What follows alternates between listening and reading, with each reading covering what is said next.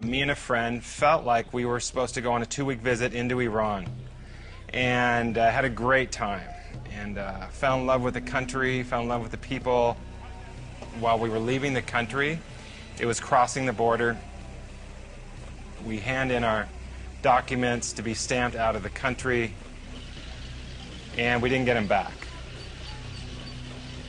And it was about 6 hours later that they finally came back to us and said, "There's a problem with your documents."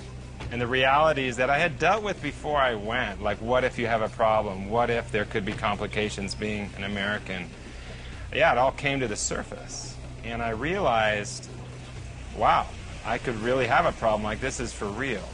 And yeah, in my walk with the Lord and in many dangerous places, I've always seen God come through. And all of a sudden, the thought hit me, well, what if this is different? They separated me and my friend, took me into another room, and there they beat me for about 6 hours, kicking me and hitting me. After those 6 hours, they dragged me back down to the lobby where I met my friend again, who had been beaten in another room.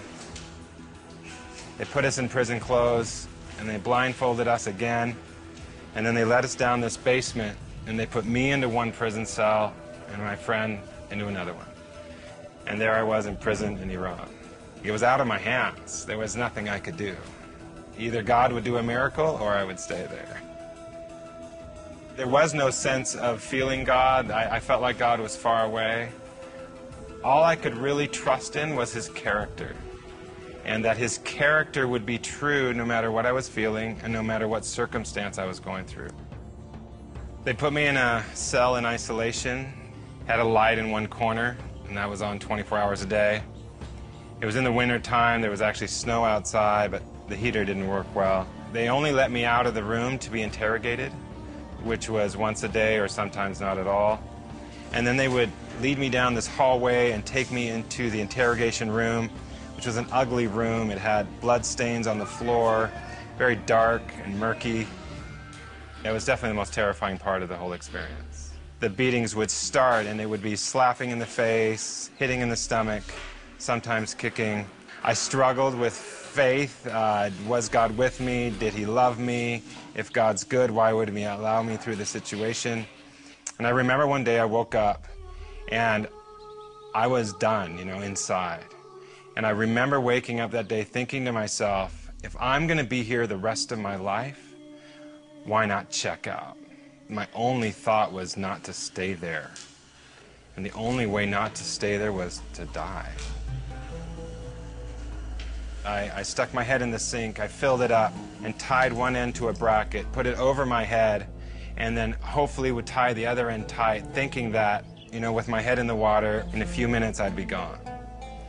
4 times I tried to kill myself, but every time I tried, I was too scared to tie the other end. And I'll never forget the last time. Again I tried, again I was like, come on, do it, and again I just couldn't do it. I couldn't tie it tight. And I remember at that moment jerking my head out of the water. And if I was ever aware of my brokenness, I was aware of it at that moment.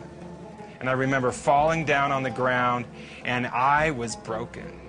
And if I was ever aware of my shame, I was aware of my shame at that moment. And I remember lying down on the ground. In that moment, all of a sudden, the room fills with this glorious light. And I turn around to see what's going on, and there is Jesus. And He's standing in front of me with this big grin and smile on His face. And it was at that lowest point that He met me. And He looks at me, and He stretches out His hands, and He puts them underneath me like this. And in the vision, as I see Jesus, He looks at me and says this. He says, Dan, I love you, and I promise to carry you through this time.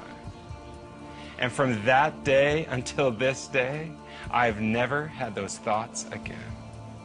And that's who Jesus is. He meets us at our lowest, and He can rescue us from the depths of us, and He wants to give us life in the midst of the pain of life. And He meets us, and He loves us, and He wants to rescue us no matter what we're going through.